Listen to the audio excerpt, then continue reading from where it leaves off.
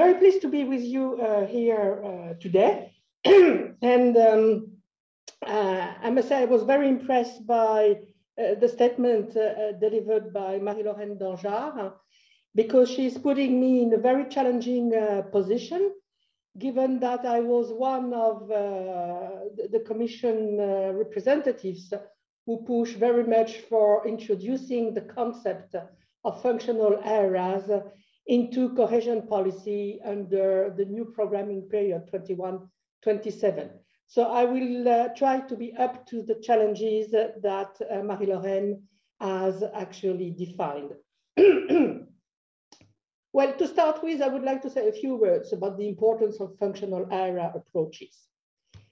Well, we are hopefully going out of a very serious pandemic. And this pandemic has changed the way we live in and think about our territories, the way we work, the way we move, our consumption habits, our relationship with local communities, and so forth. So this pandemic actually helped us realize how much neighboring territories need each other. People need to cross borders for their everyday life, as they often live elsewhere than where they work. They want to enjoy both the benefits of the urban agglomeration and the amenities of rural areas. Urban residents need space, green area to breathe freely and safely, and benefit from shorter value chains and local products. And rural residents, for their part, need access to education, healthcare services, and a number of other public services, which are often provided by cities. And by the way, in this respect, I would like to attract your attention to the very recent communication of the European Commission on a long-term vision for the future of European rural areas by 2040, in which we are working even more on the basis of this notion of functional areas. Why? Simply because we all need a territorial cooperation and better functioning urban-rural ecosystems in order to achieve just, green, and digital transitions. And of course, to build sustainable recovery and resilience in our post-COVID-19 world. And in this respect, well-coordinated functional areas can achieve higher productivity, more efficient use of resources, I would dare to say, or an optimal use of resources, and ensure better access, generally speaking, to services. Therefore, it is not surprising, I would guess, that the importance of functional approaches and interjurisdictional cooperation is more and more recognized, both at the European Union and the international level. Functional area cooperation became a cornerstone of sustainable regional and urban development, and it is now recognized in the United Nations New Urban Agenda, for which I'm responsible for, in the OECD Principles for Urban and Rural Policy, in the new Leipzig Charter, in the Territorial Agenda 2030, to which Marie-Laurent referred to, just to name a few examples. Actually, we consider in my department that a good policy is a policy which addresses real needs as well as potentials. Hence, the first step should be to define those needs and precise potentials. This may significantly differ, of course, from one territory to another. And this is the reason why we promote a territorial approach. Different policies for different territories need to be tailor-made to the specific needs and potential of these territories. The second step is how to define precisely the territory on which to design and implement public policies. It cannot be defined with administrative boundaries in mind, as the needs and potential can be different within a single administrative unit, and needs and potential often go beyond administrative border. This is simply the reality of life. Hence, we need to use another concept, the functional area concept. And I would dare to say, to propose a definition, which is the following one. A functional area is a territory that operates as a single system that is defined by common challenges and frequent interactions and interdependencies. In this respect, Marie-Laurent referred very rightly for instance, to employment catchment areas, another subject on which I work very much on. In other words, there should be links and interactions between territories and people living there. And this is precisely why we want to catch with this concept of functional areas. And the more functional linkages in the more functional linkages in an area, connection between its inhabitants, businesses or administrations and joint interests, the more cohesive the area becomes.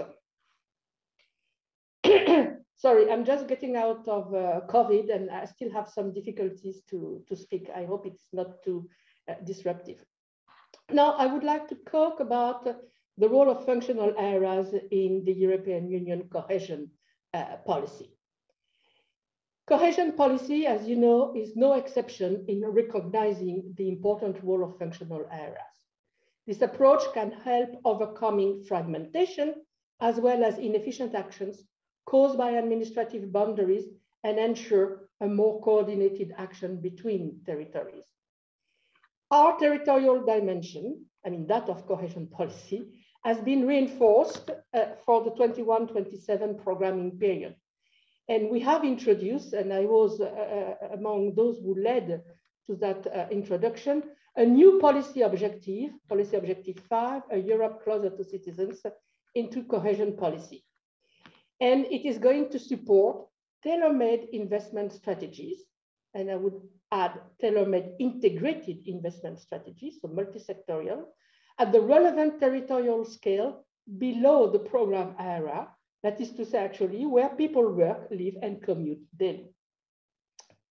And we clearly in our post-2020 cohesion policy programs encourage member states and regions to make use of this new policy objective and of the territorial tools that go with it, such as ITI, CLLD, and other national territorial tools, to program and support integrated territorial and local strategies to help functional territories to address their diverse challenges.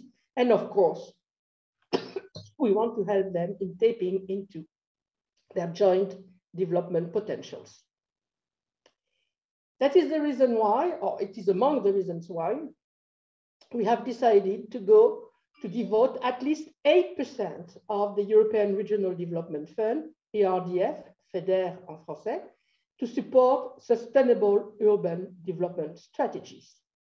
This support entails an integrated and place-based approach that actually empower local authorities to decide on the projects to implement their integrated and sustainable urban strategies.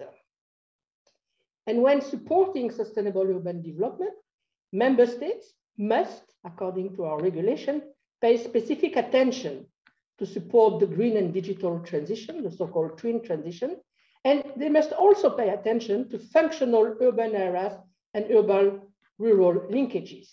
And actually, we go even a little bit further. Member states and regions have to pay attention to functional areas at territorial level, that is to say, outside of urban areas. It is important that urban and territorial strategies together look beyond administrative borders and operate for the benefit of a wider territory, the territory for which there is a socio-economic connection. At the same time, the European Regional Development Fund will pay attention to disadvantaged areas, that is very well spelled out in its Article 10, and support rural and remote areas to make the most of their potential and address their unique set of issues. And those functional areas against this background can contribute to achieve the long-term vision for rural areas, which I've already referred to. Many member states already did actually a great effort in embracing functional area approaches in the previous programming period, 2014-2020, where around 1/3 of the urban strategy were already set up at the scale of functional urban areas. And they are very positive example also in the cross-border and non-urban territorial context. Now, coming to my third point, looking at functional area approaches in Interreg and to the Interact role in strengthening the territorial dimension. We live at a moment in European history where strengthening cooperation across borders is more valuable than ever. And this concept of functional areas is actually at the heart of cohesion policy, as I've tried to demonstrate, and even more of territorial cooperation, as it makes indeed clear that policies cannot be designed separately by each side of the border, but they have to be done, to be prepared, to be defined jointly on the joint territory that people share in their daily lives across borders. In fact, the willingness to work together on common issues in an area confronted with similar needs and seeing joint opportunities may actually be a good starting point to unearth unused potential, to pool resources, and to strengthen linkages.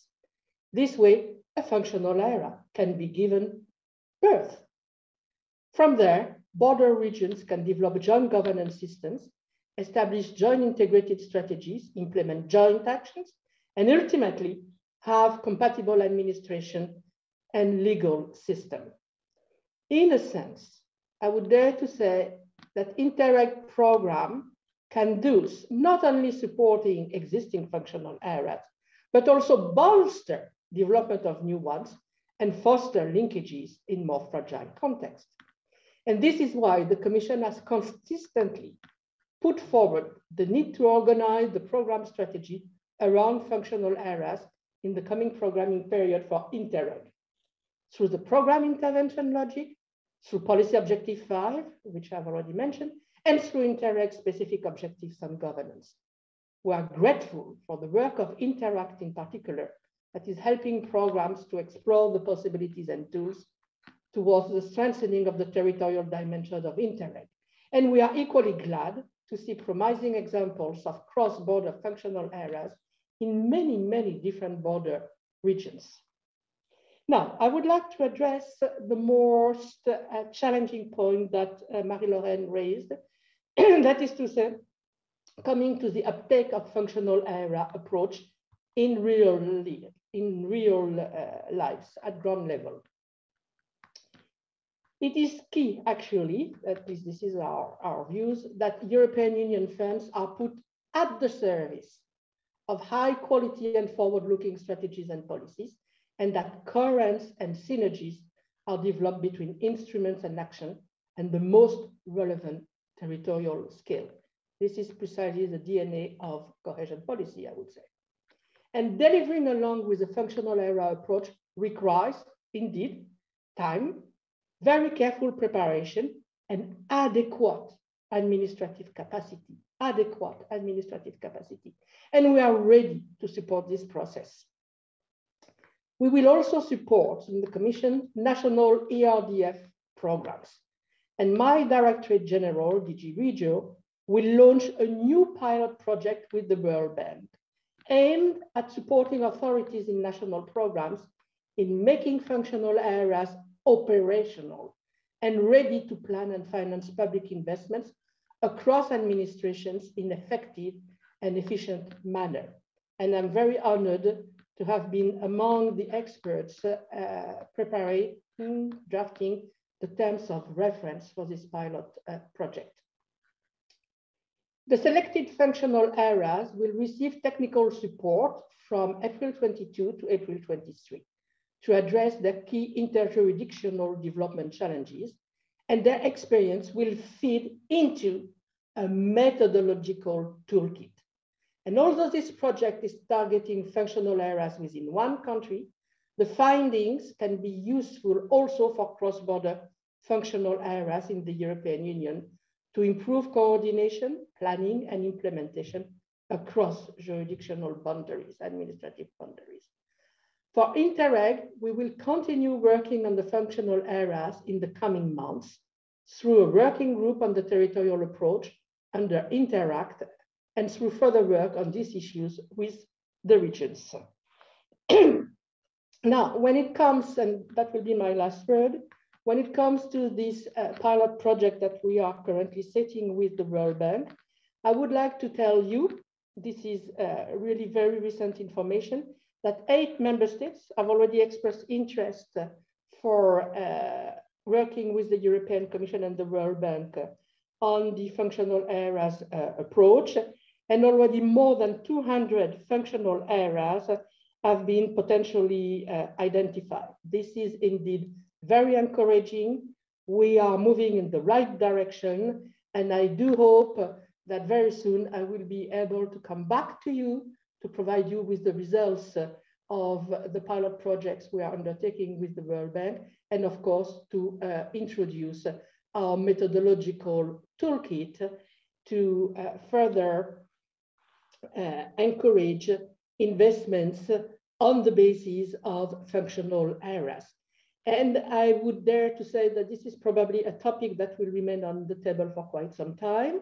It has been introduced in the current regulations for cohesion policy under PO5. We are, for the moment, encouraging member states and regions to make use of the functional areas concept in order to optimize public investments, but we will see what it brings, and the pilot project, as well as the results of projects developed by member states and regions on the basis of this concept will certainly feed into the debate when it comes to the design of the post-27 cohesion policy programming period.